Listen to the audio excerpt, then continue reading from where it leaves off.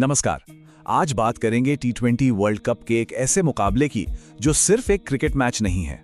नहीं, ये इतिहास, सम्मान और बदले की एक कहानी है। एक तरफ है पाकिस्तान जो अपने पुराने जख्मों को भरना चाहता है और दूसरी तरफ है यूएसए जो एक बार फिर इतिहास दोहराने के इरादे से मैदान में उतरेगा। और यही तो सबसे बड़ा सवाल है ना? क्या जो पिछले वर्ल्ड कप में हुआ था वो फिर से हो सकता है?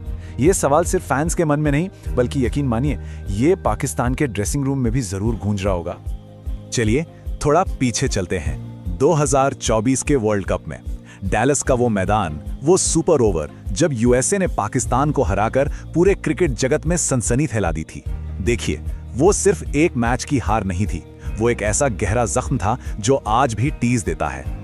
तो अब 2 साल बाद कोलंबो में ये मैच उन पुरानी यादों को मिटाने और उस हार का बदला लेने का एक जबरदस्त मौका है। आप सोच सकते हैं कि मनोवैज्ञानिक दबाव कितना ज्यादा होगा।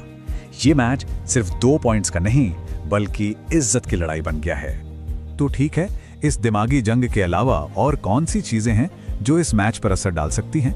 चलिए जरा कोलंबो के मैदान और मौसम का हाल जानते हैं। अच्छा, एसएससी कोलंबो की पिच की कहानी भी बड़ी दिलचस्प है। यहाँ के आंकड़े बताते हैं कि जो टीम बाद में बैटिंग करती है उसका पलड़ा भारी रहता है। लगभग 66% मैच चेज करने वाली टीम जीतती है। मतलब शुरुआत में नई गेंद से तेज गेंदबाजों को मदद मिलती है, पर जैसे जैसे खेल आगे बढ़ता है पिच धीमी होने लगती है और स्पिनर्स गेम में आ जाते हैं। तो यहाँ पर 160 का स्कोर एक बहुत ही अच्छा मैच जिताऊ स्कोर माना जाता है। और अब बात करते हैं इस मैच के सबसे बड़े एक्स फैक्टर की, और वो है मौसम। पूर्वानुमान ये है कि शाम को बारिश और आंधी तूफान की अच्छी खासी संभावना है। इसका सीधा मतलब ये है कि हमें एक छोटा मैच देखने को मिल सकता है, और जब भी ऐसा होता है तो एक खास नियम खेल में आ जाता है। जी हाँ, डकवर्थ-लुईस टर्न यानी डीएलएस मेथड। जब बारिश की वजह से ओवर्स कम होते हैं तो बाद में बैटिंग करने वाली टीम को एकदम साफ टारगेट मिल जाता है। उन्हें पता होता है कि जीत के लिए क्या करना है, जिससे लक्ष्य का पीछा करना थोड़ा आसान हो जाता है। तो मतलब साफ है, इस मैच में टॉस जीतो और पहले गेंदबाजी करो। ये जीत का मंत्र साबित हो सकता है। चलिए अब जरा पाकिस्तान की टीम की बात करते हैं। सवाल ये है कि क्या वो एक घायल शेर की तरह पलटवार करेंगे या फिर उनकी कमजोरियां एक बार फिर सामने आ जाएंगी? और ये बात बिल्कुल सही लगती है। पाकिस्तान की टीम पर दबाव साफ दिख रहा है। उनके पहले मैच को ही देख लीजिए।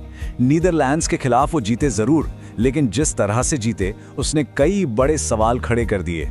ऐसा लग रहा है कि वो खुलकर नहीं खेल पा रहे हैं। उनकी सबसे बड़ी कमजोरी उनकी बैटिंग का अचानक ढह जाना। नीदरलैंड्स के खिलाफ 98 रन पर 2 विकेट, सब कुछ कंट्रोल में था, और फिर देखते ही देखते स्कोर हो गया 114 पर 7। जैसे एक विकेट गिरता है तो लाइन लग जाती है। अगर उस दिन फहीम अशरफ ने आकर वो तूफानी पारी न खेली होती तो नतीजा कुछ भी हो सकता था। लेकिन जहां बैटिंग कमजोर है, वहीं गेंदबाजी उनकी सबसे बड़ी ताकत है। शाहीन और नसीम की जोड़ी तो किसी भी बैटिंग लाइनअप को तहस नहस कर सकती है।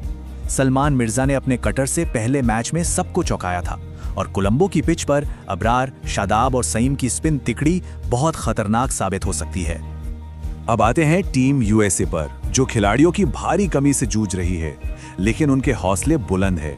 उनकी कहानी हिम्मत और जज्बे की है। यूएसए के लिए हालात सच कहूं तो बहुत मुश्किल हैं। उनके स्टार बल्लेबाज एरॉन जोन्स सस्पेंड हैं, और उनके 2 मुख्य तेज गेंदबाज अली खान और जसदीप सिंह दोनों ही चोटिल हैं।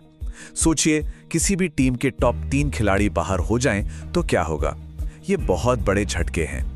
उनकी गेंदबाजी में एक बड़ा ही दिलचस्प विरोधाभास देखने को मिलता है। एक तरफ हैं सौरभ नेत्रवलकर, भारत के खिलाफ वो बहुत महंगे साबित हुए, लेकिन उनके पास बाबर आजम के खिलाफ एक मनोवैज्ञानिक बढ़त है। और दूसरी तरफ हैं शेडली वैन शल्कविक, जो जबरदस्त फॉर्म में हैं और भारत के टॉप ऑर्डर को अपनी गेंदबाजी से काफी परेशान किया था। तो आखिर ये मैच जीता या हारा कहाँ जाएगा? चलिए खेल के उन्हें अहम हिस्सों पर नजर डालते हैं जहां ये जंग लड़ी जाएगी। देखिए, दोनों टीमों के लिए खतरे की घंटी अलग अलग समय पर बजती है। यूएसए के लिए सबसे मुश्किल दौर होगा पावर प्ले, जब उन्हें शाहीन अफरीदी की आग उगलती गेंदों का सामना करना होगा। वहीं पाकिस्तान के लिए असली इम्तिहान होगा मिडिल ओवर्स में, जहां वो अक्सर बिखर जाते हैं, और डेथ ओवर्स में पाकिस्तान के पावर हिटर्स फर्क पैदा कर सकते हैं। लेकिन इन सब के बीच एक ऐसा व्यक्तिगत मुकाबला है जो शायद इस पूरे मैच का रुख तय कर सकता है। और ये कोई नई जंग नहीं है, ये दुश्मनी 16 साल पुरानी है। बाबर आजम बनाम सौरभ नेत्रवलकर, ये सिर्फ एक बल्लेबाज और गेंदबाज का मुकाबला नहीं है। सोचिए, नेत्रवलकर ने बाबर को 2010 के अंडर 19 वर्ल्ड कप में आउट किया था और फिर 2024 के उस ऐतिहासिक सुपर ओवर में भी उन्हें रन बनाने से रोक दिया था। भले ही नेत्रवलकर की मौजूदा फॉर्म अच्छी ना हो, लेकिन बाबर के सामने आते ही उन्हें एक अलग ही आत्मविश्वास मिलता है। तो इन सभी आंकड़ों, रणनीतियों और मनोवैज्ञानिक पहलुओं को मिलाकर देखें तो नतीजा क्या निकलता है। चलिए देखते हैं कि डेटा क्या भविष्यवाणी कर रहा है। आंकड़े तो साफ साफ पाकिस्तान के हक में हैं, और अगर पाकिस्तान टॉस जीतकर पहले गेंदबाजी करता है तो बारिश की संभावना को देखते हुए उनकी जीत की उम्मीद 80% तक पहुंच जाती है। अगर वो पहले बल्लेबाजी करते हैं तब भी जीत के 60% दावेदार वही हैं। और अंत में हम इसी सवाल के साथ आपको छोड़े जाते हैं, क्या पाकिस्तान अपने अंदर के डर को हराकर बदला पूरा करेगा, या फिर एक घायल यूएसए टीम फिर से ये साबित कर देगी कि हौसले के आगे बड़ी बड़ी टीमें भी झुक जाती हैं। इसका जवाब हमें कोलंबो के मैदान पर ही मिलेगा।